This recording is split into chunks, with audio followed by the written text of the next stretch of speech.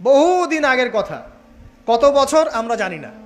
একজন প্রতাপশালী বাদশা ছিল, এখনকার বিশ্ব নেতাদের মতোই পরাশক্তি, ওই যে আসহাবুল কাহাফের মতো, বা ওই নমরুদের মতো, বা ওই যে ফেরাউন তার মতো একজন প্রতাপশালী বাদশা ছিল। তার অধীনে একজন বড় জাদুকর ছিল। কি ছিল? আচ্ছা, মজা আছে, ভালো করে বোঝেন। একটা বড় জাদুকর ছিল। এখনো কিন্তু বহু কান্ট্রি এই জাদুবিদ্যার চর্চা করে, আপনারা জানেন না। ভিতরে ভিতরে জাদুবিদ্যার চর্চা এখনো চলছে।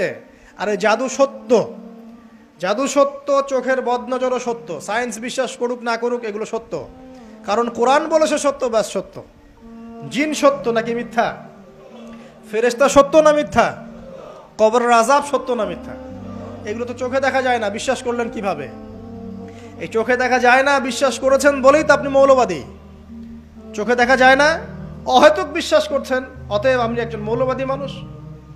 বুঝতে পারছেন তো? এই বিষয়গুলো বিশ্বাস না করলে কি আপনি মুমিন হতে পারবেন? আচ্ছা, কবরের আযাব সত্য না মিথ্যা আমরা বিশ্বাস করেছি, তোমরা মরার পরে বিশ্বাস করো। আমরা মরার আগেই বিশ্বাস করেছি, তোমরা মরার পরে বিশ্বাস করো। তারপর তোমরা পাক্কা মৌলবাদী হয়ে যাবে। যখন মরার পরে যখন কঠিন কবরের আযাব শুরু হবে, দেখবা যে আইন আল ইয়াকিন। ইয়াকিন কয়েক প্রকার হয়। একটা হচ্ছে আপনার আইন আল ইয়াকিন, হাক্কুল ইয়াকিন, এরকম কথা আছে কোরআনে। মানে আইন আল ইয়াকিন মানে যে চোখে দেখলাম এবার বিশ্বাস করলাম। রব্বানা আবসারনা ওয়া সামি'না ফারজি'না না'মাল সালিহান ইন্না মুকিনুন। আছে না সূরা আলিফ লাম মিম সিজদায়? হাফেজে কোরআন যারা আছেন, আল্লাহর সামনে জাহান্নামীরা বলবে, রব্বানা, হে আমাদের রব, আবসারনা, এই যে দেখলাম, তোমার আযাব দেখেছি আমরা, এখন পরকালের কথা, ওয়া সামি'না, এই যে শুনতে পাচ্ছি এখন আযাব, ফারজি'না, আমাদেরকে ফিরিয়ে দিন। কোথায় ফিরিয়ে দিবে? দুনিয়ায়। না'মাল সালিহান, আমরা সৎ কাজ করব, ইন্না মুকিনুন, আমাদের ইয়াকিন হয়ে গেছে। তার মানে সবাই বিশ্বাস করবে একদিন না একদিন, তাই তো? এই ঈসা ইবনে মারইয়ামকে যে মানুষ বলছে ক্রুসিফাইড, তাকে ক্রুসিফাইড করা হয়েছে, তিনি মারা গেছেন, নাউজুবিল্লাহ, বলা হচ্ছে না? আচ্ছা, ঈসা ইবনে মারইয়াম যখন নেমে আসবেন সবাই বিশ্বাস করবে না? সূরা মাইদায় এই জন্যই বলা হচ্ছে যে ঈসা ইবনে মারইয়ামকে যখন পাঠানো হবে, একজন আহলে কিতাব বাকি থাকবে না যে তার প্রতি ঈমান নিয়ে আনবে না। এমন একজন মানুষ তখন খুঁজে পাওয়া যাবে না যে তার প্রতি ঈমান আনবে না আহলে কিতাবদের মধ্যে। ঈসা ইবনে মারইয়ামকে ক্রুসিফিকশন করা হয় নাই। ঈসা ইবনে মারইয়ামকে আল্লাহ রাব্বুল আলামিন তার কাছে উঠিয়ে নিয়েছেন। আর যে আল্লাহ পুরো মহাবিশ্ব চালাতে পারেন, সে একজন মানুষকে উঠাতেই পারেন। এটার এমন কি বিষয় যে আল্লাহ রাব্বুল আলামিন আপনার দেহের মধ্যে রূহ রেখে দিয়েছেন, যার হুকুমে বের হয়ে চলে যাবে, সে আল্লাহ রাব্বুল আলামিন রাসূল সাল্লাল্লাহু আলাইহি ওয়াসাল্লামকে মেরাজে উঠিয়েও নিতে পারেন। সিম্পল। এটা অবিশ্বাস করার কি আছে? আসুন সামনে যাই। এখানে যে বিষয়টা, যে বহুদিন আগে এরকম প্রতাপশালী বাদশার অধীনে একজন জাদুকর ছিল। এই জাদুকরের যখন বয়সটা বুড়ো হয়ে গেল, তখন সে তার ওই বাদশাকে বলছে যে আমার তো বয়স শেষ, আমার এই বিশাল জ্ঞানগুলো কি করব? আমাকে একজন বালক এনে দিন, যেই বালককে আমি এসব জাদুবিদ্যা শিখিয়ে দিব। এই যেরকম ছোট বাচ্চাদের মধ্যে একজন। তো এরকম একটা ফুটফুটে সুন্দর বাচ্চাকে খুঁজে বের করা হলো, যে বাচ্চাটা বিচক্ষণ। একে নিয়ে আসা হলো জাদুকরের কাছে। এবার জাদুকর তাকে জ্ঞান শিখায়, জাদু শিখায়। জাদু শিখাতে শিখাতে শিখাতে শিখাতে সে একটু পরিণত হচ্ছে, মানে কৈশোরে পদার্পণ করলো। এখন সে যখন জাদু শিখতে আসে, আসার পথে রাস্তায় দেখে একজন পাদ্রী আছে। পাদ্রী মানে কি? পাদ্রী মানে দরবেশ, মানে যে আল্লাহ বিশ্বাস করে, হয়তো আগেকার আসমানি কিতাবে সে বিশ্বাস করত। এমন একজন পাদ্রীর সন্ধান সে পায়। সে ওই পাদ্রীর কাছে গিয়ে বসে। সেই পাদ্রী তাকে আসমানি কিতাবের যে মর্ম, যে বাণী, এগুলো শোনায়। তার কাছে খুব ভালো লাগে যে মাশাআল্লাহ, এটার ইমানের স্বাদ। যখন কোরআন শুনি আমাদের ভালো লাগে না? আসমানি কিতাব যখন শুনে তার কাছে ভালো লাগে। সে বলে যে আমি এটা শিখতে চাই।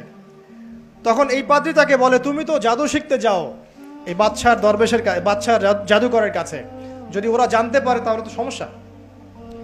তাহলে উপায় কি?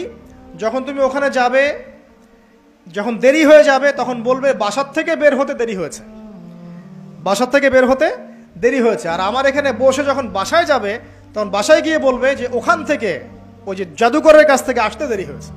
মানে কৌশল অবলম্বন করতে তিনি শিক্ষা দিলেন। কৌশলের প্রয়োজন আছে না? উদউ ইলা সাবিলি রাব্বিকা বিল হিকমা, হিকমার দরকার আছে না?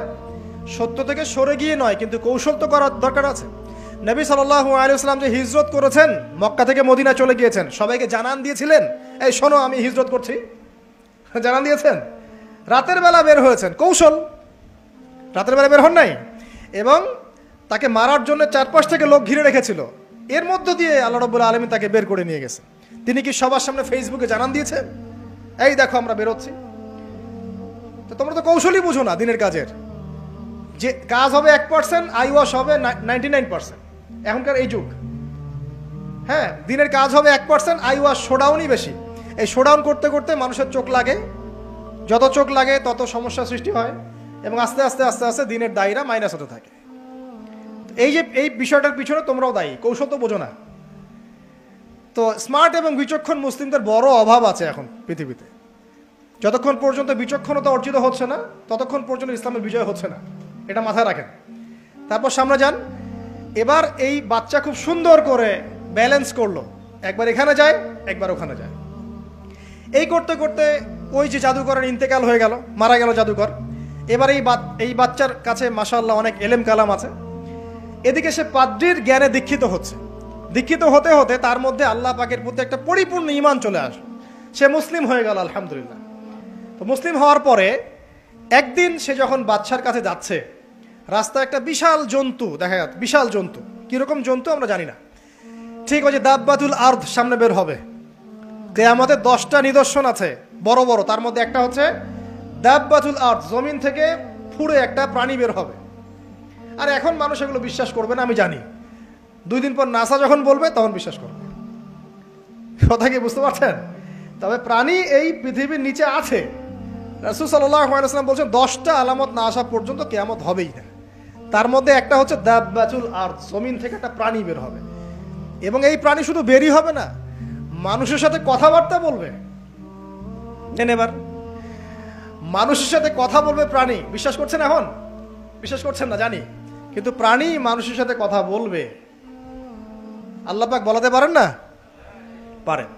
আচ্ছা সামনে যান। ওই প্রাণী যখন দাঁড়িয়ে আছে রাস্তায়, এখন এই বালক বলছে আজকে আমি প্রমাণ করে নিব যে আল্লাহর আনুগত্যশীল ওই পাদ্রী সঠিক নাকি ওই জাদুকর সঠিক।